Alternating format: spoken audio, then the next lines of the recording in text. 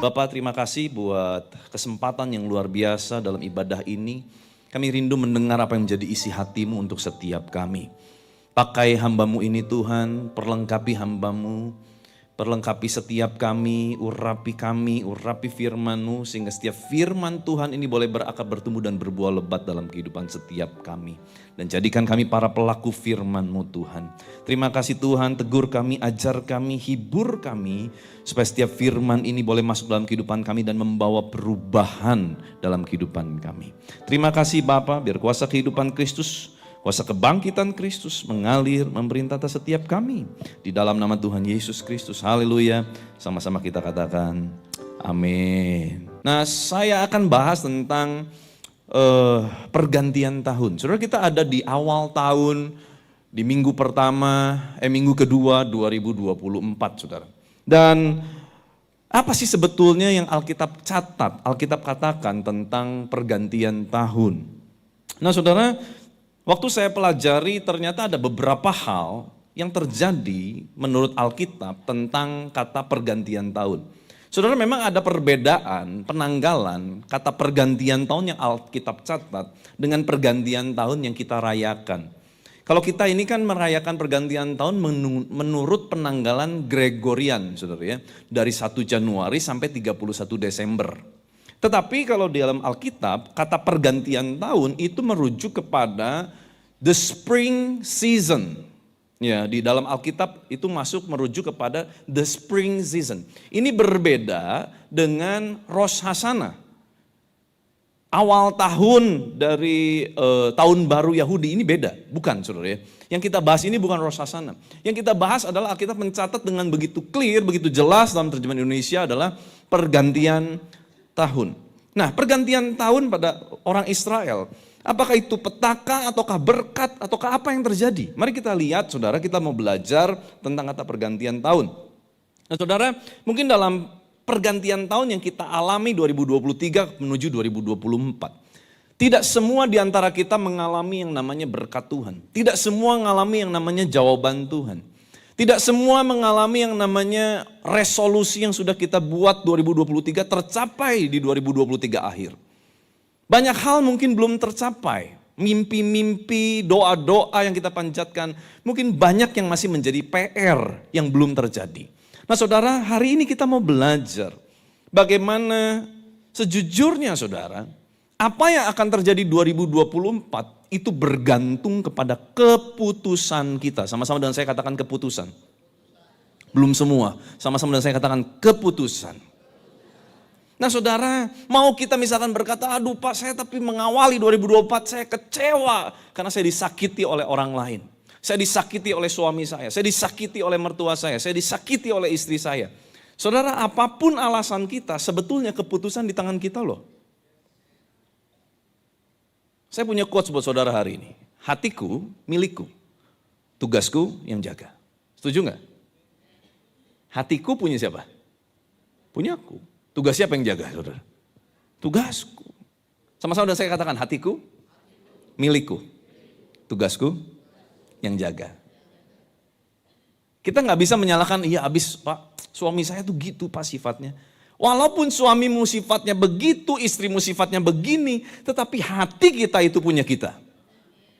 Jangan menyalahkan keadaan untuk kita bisa menjaga hati kita. Habis keadaannya sih Pak, coba kalau saya diberkati, mungkin nggak? Oh, hati kita punya kita, tugas setiap kita yang menjaganya. Nah saudara, kita mau belajar.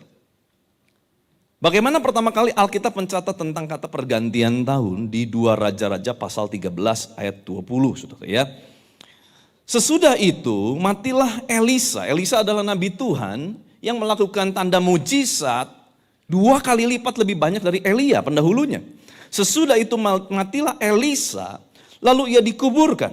Adapun gerombolan Moab sering masuk negeri itu, maksudnya ke Israel, pada sama-sama dengan saya katakan pada pergantian tahun ternyata di Israel sering ada gerombolan Moab datang. Mau ngapain? Nah, mau ngapain ya? Keluaran 34 ayat 22.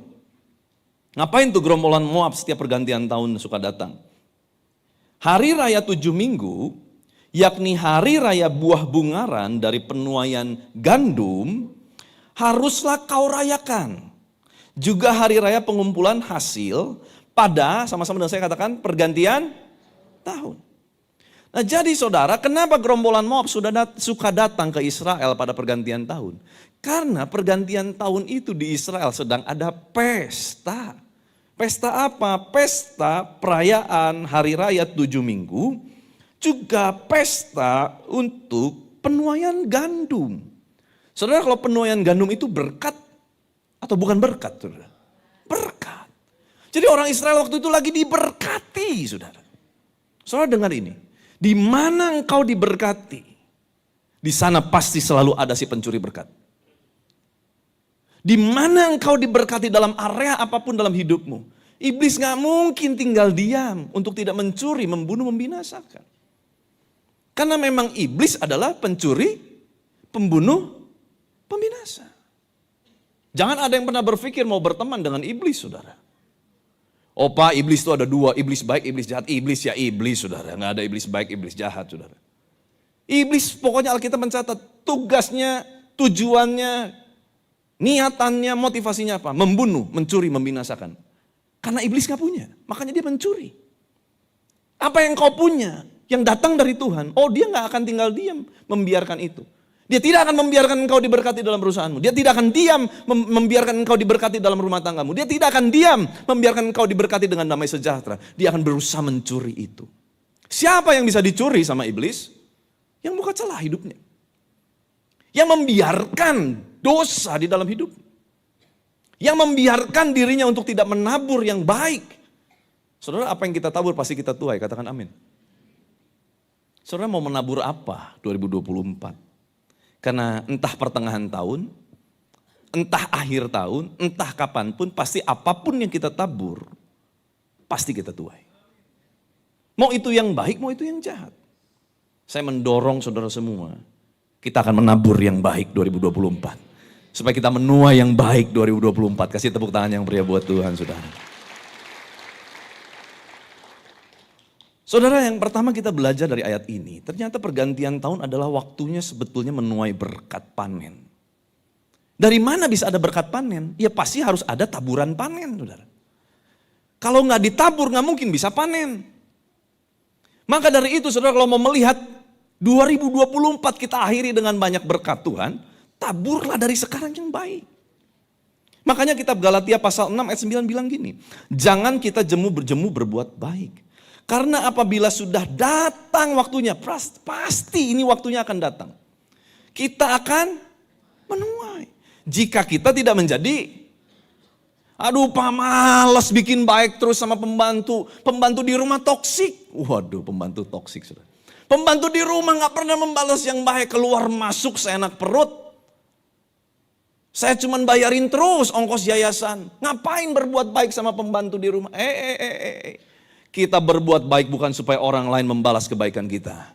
Kita berbuat baik supaya satu kali pasti kita menuai yang baik. Kalaupun bukan kita yang menuai, anak cucu kita akan menuai yang baik. Lebih meriah buat Tuhan, saudara, jangan kagok. Saudara please, lakukan yang baik itu bukan supaya kita terima yang baik saja. Tapi karena kita tahu apapun yang baik yang kita tabur, pasti. Sama-sama dan saya katakan pasti. Belum mirip pastinya saudara, pastinya panjang, pasti. Pasti kita tuai. Nah saudara, kalau gitu jangan jemu-jemu berbuat baik. Apapun kondisinya, tetaplah berbuat yang baik. Nah saudara, sebetulnya Alkitab juga mencatat apa yang dilakukan pada saat pergantian tahun. 2 Samuel 11 ayat 1. Pada pergantian tahun, pada waktu raja-raja biasanya maju berperang. Saudara, pergantian tahun juga adalah masa raja-raja berperang. Maka Daud menyuruh Yoab maju beserta orang-orangnya dan seluruh orang Israel. Mereka memusnahkan Bani Amon. Ya, muncul kata Moab tadi, muncul kata Amon sekarang. Dan mengepung kota Rabba. Sedang Daud sendiri tinggal di Yerusalem. Nah ini saudara, ini bahaya. Ternyata pergantian tahun juga adalah masa kita siap-siap masuk dalam peperangan. Saudara, amin gak amin, Alkitab berkata demikian. Artinya kita harus mempersiapkan diri kita. Perhatikan betul-betul keadaan kita. Memasuki 2024. Kalau kita mau masuk di dalam peperangan. Peperangan kita bukan melawan darah dan daging. Tetapi melawan penguasa-penguasa, roh-roh jahat di udara, penghulu-penghulu, penguasa teritori. Itu yang kita akan perangi.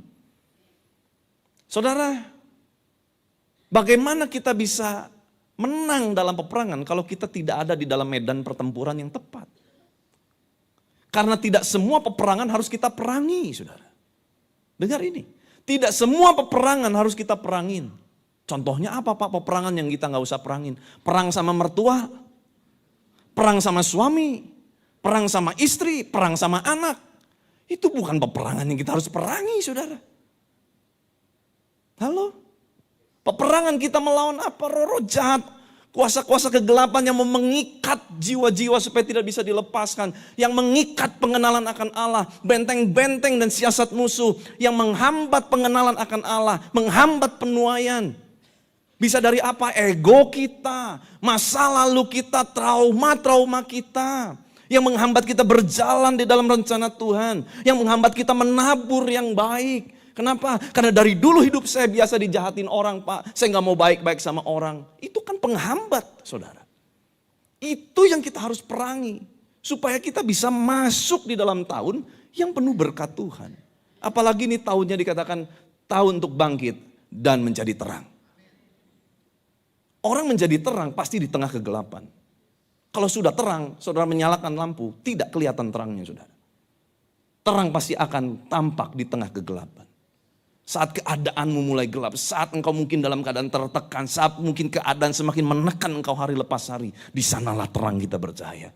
Di sanalah kita menunjukkan siapa Kristus yang kita sembah dalam kehidupan kita. Nyata melalui kehidupan kita. Menabur perkataan yang baik, tingkah laku yang baik, semuanya baik saudara. Amin. Nah saudara, dampak dari Daud berbuat dosa pada saat harusnya dia berperang, dia gak maju berperang. Padahal Yoab dikatakan mengalahkan Amon dan merebut kota Raba. Raba artinya the great, yang besar. Yoab yang maju berperang, karena memang waktunya berperang, dia berperang. Merebut kemenangan. Saudara, waktu kita harus berperang supaya apa? Kita merebut kemenangan. Gak ada kemenangan tanpa peperangan. Saudara, saya pernah ngobrolan sama legendaris badminton Indonesia, bahkan diakui seluruh Asia, saudara. Bapak Rudi Hartono sekarang sudah jadi hamba Tuhan. Beberapa tahun silam nginep di rumah waktu mau khotbah di cabang kita di Istana Regency. Saya ngobrolan sama Om Rudi, Om, saudara tahu Pak Rudi Hartono kan ya? Yang tahu boleh lambaikan tangan? Tahu ya? Ah, banyak. Kadang kalau di khotbah di anak muda, Rudi Hartono siapa gitu saudara ya. Juara All England 8 kali. Wah luar biasa. Saya tanya, Om nih juara gini hebat. Pasti Om gak pernah kalah ya Om. Kata siapa Van? Om nih ya kalah. Ah yang bener Om. Iya. Tapi kalah tuh harus lihat-lihat. Gimana Om kalah lihat-lihat. Kalau event-event kecil itu Om kalah gak apa-apa. Karena itu sambil belajar. Oh gitu. Tapi kalau event besar, menang. Karena belajar dari event-event kecil. Ilustrasi ini, kesaksian ini berbicara seperti ini. Dalam peperangan-peperangan penting. Kita harus mempersiapkan diri lebih sungguh. Makanya tadi saya bilang tidak semua peperangan harus kita perangin. Saudara. Tapi justru untuk peperangan yang penting dalam kehidupanmu. Kau harus betul-betul duduk diam. Tanya Tuhan, dengar suara Tuhan. Melangkah dengan iman. Menggunakan baju zirah. Mengenakan selekap senjata Allah. Amin. Saudara, dampak buruk dari Daud tidak maju berperang itu ternyata bukan jangka pendek saja, tetapi terjadi juga jangka panjang. Saya mau ajak kita lihat sedikit tentang bagaimana rahasia sejarah Alkitab itu bisa mengungkapkan sesuatu rahasia besar di dalam kehidupan kita. Saudara tahu ya kisahnya waktu Daud gak maju berperang apa yang dia lakukan? Nongkrong saudara. Nongkrong di sotoh istananya. Dalam keadaan dia nongkrong, santai-santai sore hari, dia melihat satu pemandangan. Bukan matahari terbenam saudara. Tetapi ada seorang wanita cantik mandi. Dia nongkrong, dia lihat, aduh cantik banget ya ini perempuan. Saudara tahu kisah itu kan? Muka-mukanya pada nggak pura-pura nggak tahu. Pasti tahu, ceritanya terkenal kok ya, betul ya? Tahu kan ya? Ngintip siapa saudara? Batsheba. Nah saudara, pada saat dia ngintip Batsheba, Alkitab mencatat 2 Samuel 11 ayat 3. Lalu Daud menyuruh orang, ini belum bikin dosa saudara ya. Daud itu mencari tahu dulu silsilahnya si Batsheba. Lalu Daud menyuruh orang bertanya tentang perempuan itu dan orang berkata, itu adalah Batsheba binti itu anak perempuan, dari Eliam, istri Uria, orang Het. Jadi Daud itu belum bikin dosa, jadi dia udah tahu, oh ini anaknya si Eliam, dia udah punya suami namanya Uria. Uria tercatat menjadi satu dari 37 orang perkasa pahlawan perangnya Daud. Gak mungkin Daud gak kenal. Daud tahu, oh anak istri Uria, anak Eliam. Eliam pun tercatat menjadi salah satu pahlawan perang dari 37 pemimpin perang Daud. Jadi gak mungkin gak tahu. Tapi saudara, karena dia tidak berjaga-jaga, waktunya berperang dia gak maju berperang. Dia bikin dosa. Dan saudara tahu dampak dosanya apa? Dampak dosanya dia menghamili Batsheba. Dia berusaha menutupi kesalahannya dengan manipulasi. Mau bikin mabuk lah si Uria, diginiin, digitu, gak bisa. Ternyata Urianya begitu integritasnya luar biasa kepada bangsanya. Sampai terakhir gak ada cara lain. Daud bikin rencana pembunuhan. Dia bilang sama Yoab, Yoab taruh si Uria paling depan. Matilah dia. Uria mati di medan pertempuran. Batsheba diangkat jadi istri. Oh, orang pikir, wah ini luar biasa raja kita, sangat perhatian sama pegawainya. Padahal ada rencana busuk di belakangnya. Sampai satu hari dibuka semuanya oleh Nabi Nathan. Saudara. Tahu ceritanya kan? Daud bertobat. Anaknya meninggal. Tapi bukan itu jangka pendek. Itu dampak atau konsekuensi dosa jangka pendek. Tapi ternyata jangka panjang ada konsekuensi yang lebih mengerikan. Apa? Kita tarik ke zaman Absalom. Raja Daud punya anak namanya Absalom. Saudara tahu? Absalom tahu ya? Absalom melakukan pemberontakan, dia mengkudeta bapaknya. Dia mengkudeta Daud sampai Daud pergi keluar dari kerajaannya. Tapi satu kali Daud waktu lari, dia dengar. Ada seorang bernama Ahitofel, yaitu bekas penasehatnya Daud. Karena Ahitofel adalah penasehatnya raja. Bergabung sama Absalom. Lalu Daud bilang begini, ya Tuhan kiranya gagalkan maksud dari Ahitofel. Daud sangat takut sebab Daud tahu Ahitofel kalau sudah bikin strategi, Ahitofel ini adalah orang yang pintar, orang yang bijaksana, orang yang ahli dalam strategi perang. Saudara tahu nggak kenapa Ahitofel bisa sampai mengkhianati Daud? Kita lihat lagi silsilahnya. Elifelet anak Ahasbai orang Maaka. Eliam anak Ahitofel orang Gilo. Eliam yang adalah pahlawan perang Daud, papahnya Batsheba, ternyata Batsheba cucunya Ahitofel, saudara. Ahitofel simpen perasaan kesel itu. Oh cucu gue dikerjain sama Daud. Tunggu ada masanya. Dan betul, dampak jangka panjangnya apa? Daud menerima pengkhianatan dari orang dekatnya. Saudara, pilih yang benar 2024. Supaya ending 2024 adalah menjadi ending yang baik dalam kehidupan kita. Nah saudara, kita mau belajar sedikit ya tentang siapakah Amon dan Moab, saudara. Dari tadi kita bahas tentang Amon dan Moab. Ini seperti merongrong, menjadi pengganggu orang Israel. Saudara, Amon dan Moab ini sebenarnya masih saudaraan sama orang Israel. Dari mana? Dari Abraham. Abraham punya anak Ishak. Ishak punya anak Yakub dan Esau. Yakub inilah punya 12 anak suku Israel. Yakub diganti namanya jadi Israel. Siapakah Moab dan Amon? Moab dan Amon adalah anak dari Lot. Lot itu siapa? Keponakannya Abraham. Jadi ini masih keluarga, masih kerabat. Tapi Alkitab mencatat justru Moab dan Amon ini yang sering kali bikin ulah. Sering kali menyerang orang Israel. Padahal berkali-kali orang Israel berusaha berlaku yang baik. Pada saat orang Israel keluar dari tanah Mesir, mau masuk wilayah Amon dan Moab, mereka membeli, mereka tidak mau mengganggu. Diusir saudara, nggak boleh lewat. Padahal masih ada saudara. Itulah Amon dan Moab, selalu menjadi pengganggu. Selalu menjadi pencuri, selalu menjadi pembunuh buat orang Israel. Melambangkan iblis yang adalah pencuri, pembunuh, dan pembinasa. Saudara, kita lihat kisahnya, bagaimana Amon dan Moab itu lahir. Coba kita lihat, Kejadian 19. Ini kejadian setelah Sodom Gomora ditunggang balikan oleh Tuhan. Lot, istrinya, dan 2 anak perempuannya kabur keluar. Diselamatkan oleh malaikat Tuhan. Di tengah jalan istri Lot melihat ke belakang menjadi tiang garam. Akhirnya mereka sampai bertiga dalam sebuah gua. Lot dan kedua anak perempuannya. Demikian kisahnya, Kejadian 19 ayat 30. Pergilah Lot dari Zoar dan ia menetap bersama-sama dengan kedua anaknya perempuan di pegunungan. Sebab ia tidak berani tinggal di Zoar, maka diamlah ia dalam suatu gua beserta 2 anaknya. Kata kakaknya kepada adiknya, ayah kita telah tua.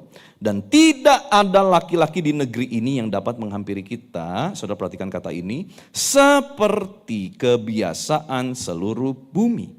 Marilah kita beri ayah kita minum anggur, lalu kita tidur dengan dia, supaya kita menyambung keturunan dari ayah kita. Maksudnya baik menyambung keturunan, tapi caranya salah.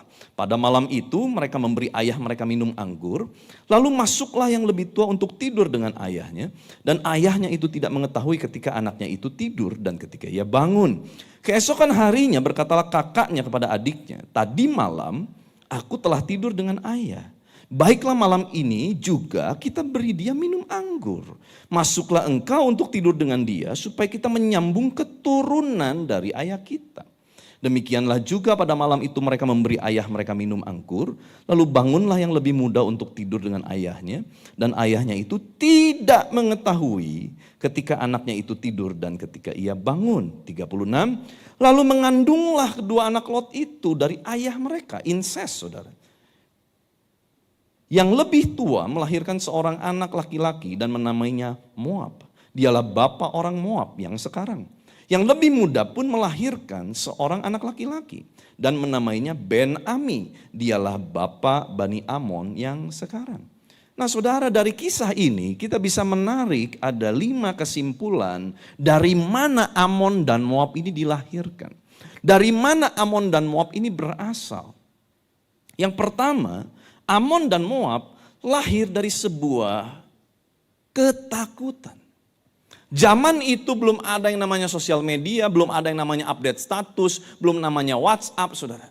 Jadi yang dipikirkan sama kedua anak Lot, waduh di bumi ini kayaknya tinggal kita bertiga nih yang hidup.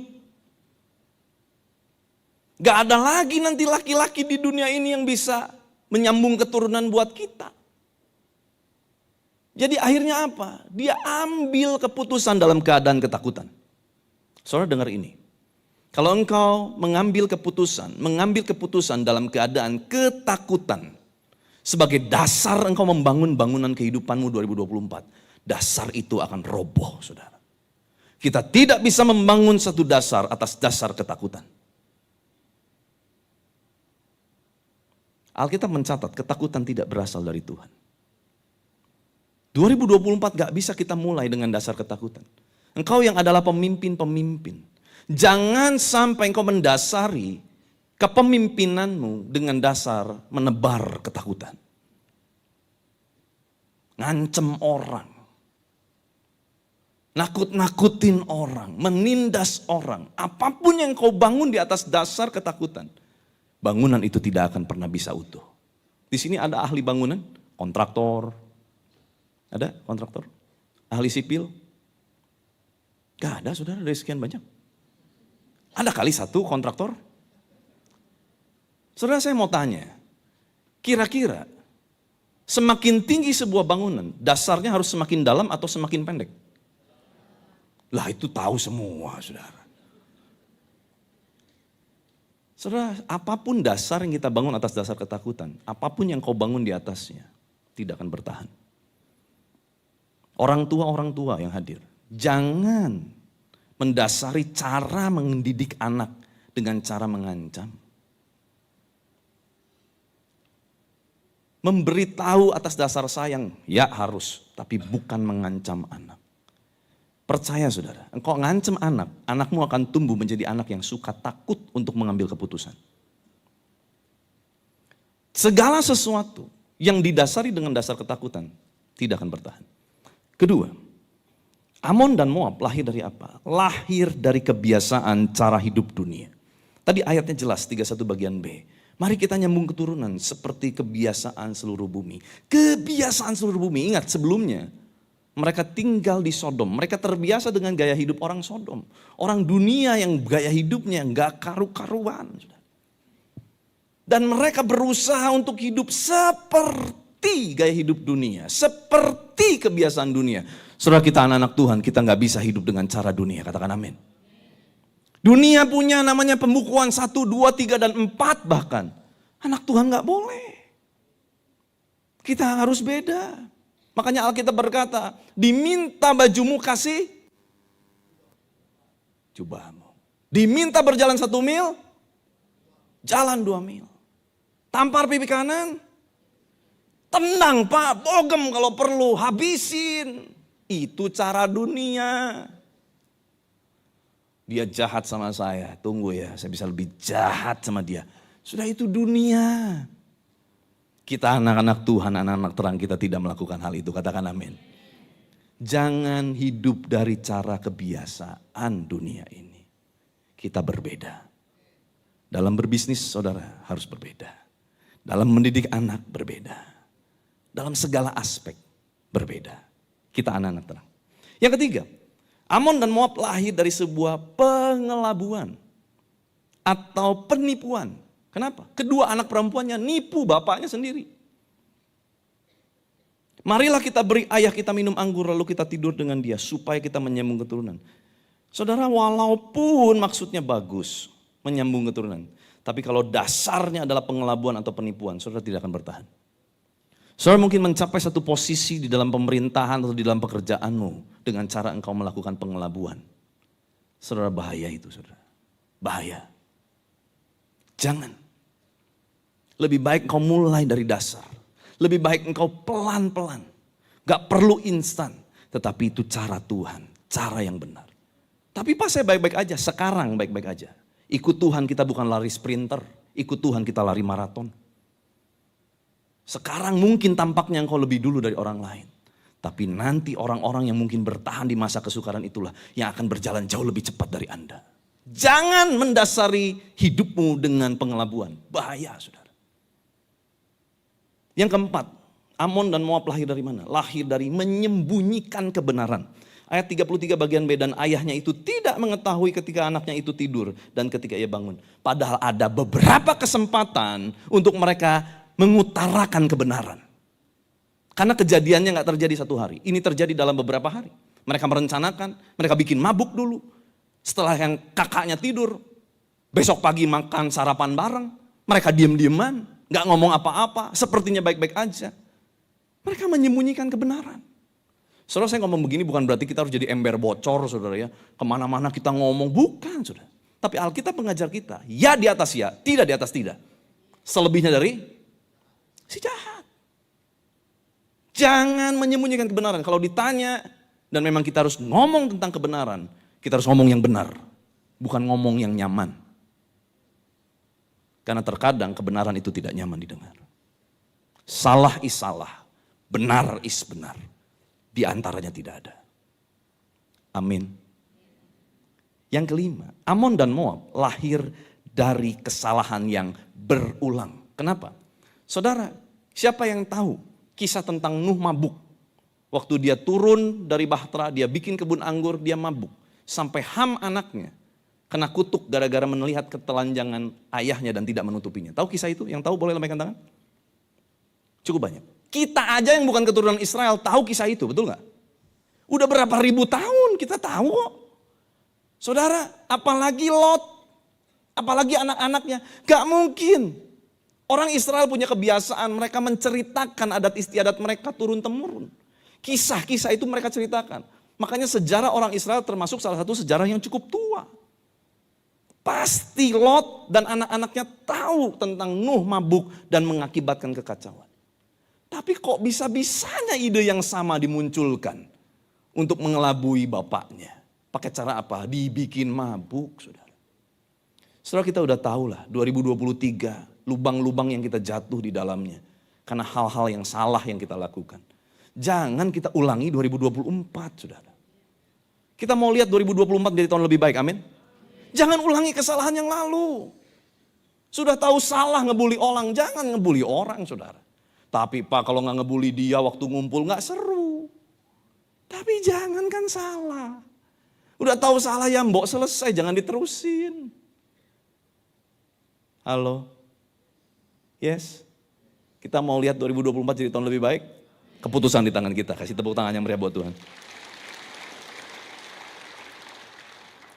Nah saudara, kalau kita lihat ini semua, ternyata Tuhan tuh baik sekali. Kita lihat ya, yang ketiga kita belajar, pergantian tahun itu apa? Pergantian tahun menurut firman Tuhan, itu bertepatan dengan pencurahan Roh Kudus. Karena pergantian tahun, ya, pergantian tahun hari raya 7 mingguan, hari raya buah bungaran, itu jatuhnya pada hari raya Pentakosta. Dan saudara dengar ini, hari raya Pentakosta sudah ada sebelum Roh Kudus dicurahkan di upper room, saudara. Sebelum peristiwa Roh Kudus dicurahkan, hari raya Pentakosta itu sudah ada. Pentakosta diambil dari kata penta, 5, hari raya ke-50 namanya. Hari ke-50, saudara. Dan kita tahu itu adalah 10 hari setelah Tuhan Yesus naik ke sorga. Dan pada saat Tuhan Yesus menjanjikan penolong, Roh Kudus dicurahkan tepat pada waktu Pentakosta. Apakah satu kebetulan? Tidak kebetulan. Kenapa? Kita lihat apa peran Roh Kudus. Saudara akan dibuka dengan rahasia luar biasa. Peran Roh Kudus ada 5. 1, menginsafkan dunia akan dosa. Saudara, kalau kita lihat berbanding terbalik dengan apa yang dilakukan Amon dan Moab. Amon dan Moab justru selalu mengingatkan bahwa mereka lahir dari dosa. Dan saudara tahu enggak, Amon dan Moab adalah satu-satunya bangsa yang tidak boleh masuk di dalam bait suci selama-lamanya. Itu menurut ketetapan Taurat. Kenapa? Karena lahir dari dosa. Kesalahan yang luar biasa. Yang kedua, peran Roh Kudus apa? Menjadi penolong. Sedangkan kita baca dari tadi, Amon dan Moab adalah perongrong buat orang Israel. Makanya nggak mungkin orang Israel tuh nggak ingat tentang Amon dan Moab, apalagi masih ada sanak saudara, keturunan, masih ada hubungan saudara, kerabat. Tapi justru kerabat nggak bantu, malah selalu jadi musuh dalam selimut. Saudara baca berkali-kali dalam zaman raja-raja Israel, Amon dan Moab tidak pernah tinggal diam melihat Israel tenang. Aneh saudara, Amon dan Moab ini aneh, selalu merongrong, menebar teror dan ketakutan. Tapi justru di momen itu, di momen orang Israel mungkin trauma waktu mereka merayakan hari raya itu. Kenapa? Karena ingat selalu datang gerombolan Moab, ingat Amon. Tapi justru di momen itulah, di momen trauma itulah Tuhan mengingatkan sesuatu yang baru. Tuhan memulihkan Israel dengan apa? Memberikan penolong. Yang ketiga, peran Roh Kudus menjadi penghibur.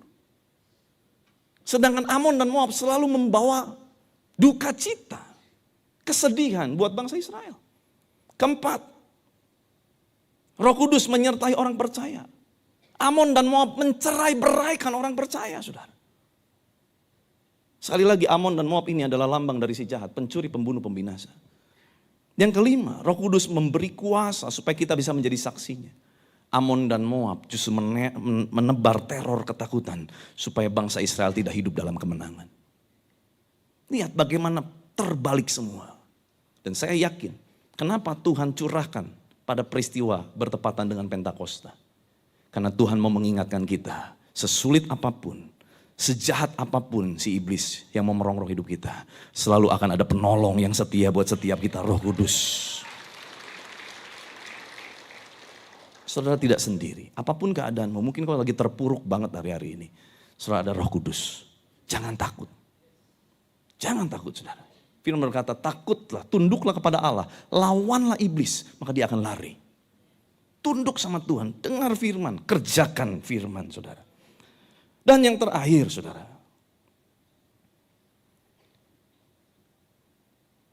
Hari Raya 7 Minggu, pergantian tahun, juga adalah hari di mana diberikannya kedua loh batu sebagai hukum Tuhan kepada bangsa Israel yang dikenal dengan istilah Shavuot.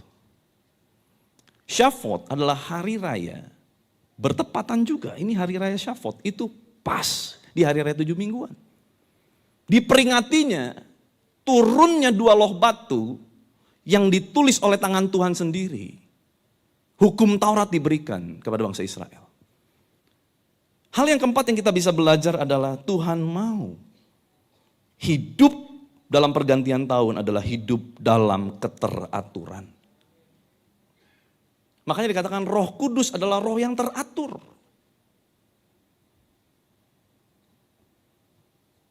Tata kembali prioritas hidup kita 2024. Saudara mau 2024 lebih baik, tata prioritasmu. Schedulekan prioritas kita, bukan prioritaskan schedule kita, saudara. Apa yang prioritas? Bagaimana dengan kesehatanmu? Kemarin yang 2023 punya resolusi awal tahun, saya mau olahraga, mau turun berat badan, mau tidak makan ini, mau makan sehat. Saya mau tanya, berhasil belum? Ayo saudara, kita tata kembali. Tubuh kita bait suci Roh Kudus, tempat Roh Kudus berdiam. Dijaga saudara. Makan juga harus dijaga, amin. Aduh Pak, tapi itu enak pisan santan teh Pak. Jangan banyak-banyak saudara. Ingat usia saudara. 2024 saya percaya akan jadi tahun lebih baik dari 2023. Tapi semua kembali keputusan kita bagaimana. Yuk firman Tuhan udah kasih begitu jelas. Semua contoh-contohnya semua begitu jelas. Dan ini pesan saya yakin. Kalau kita jalani, ikuti firman Tuhan. Hidup kita pasti hidup penuh dengan kemenangan. Berkat Tuhan tercurah di kehidupan kita. Berlipat kali ganda.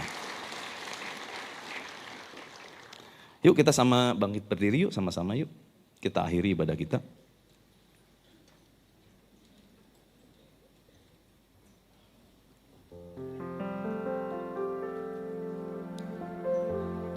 Naikkan lagu ini dengan iman saudara. Kasih Tuhan tak berkesudahan, tak habis-habisnya rahmat-Nya, selalu baru setiap pagi, baru setiap pagi, besar setiamu Tuhan. Besar setiamu.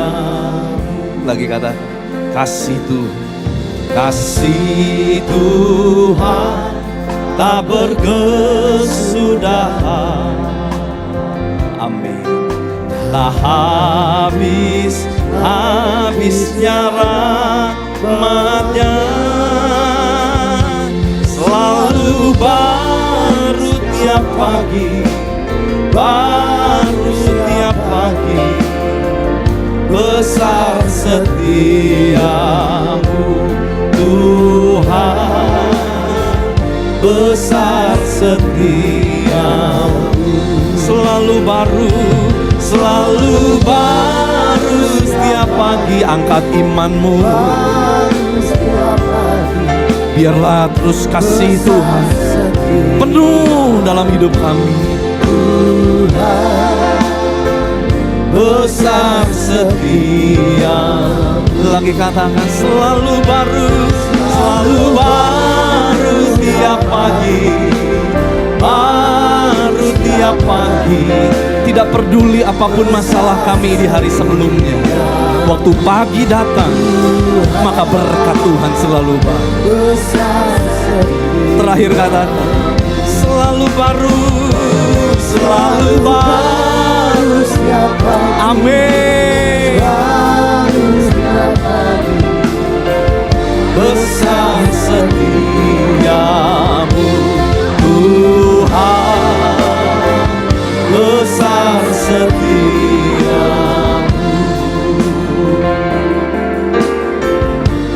besar setiamu Tuhan, besar setiamu.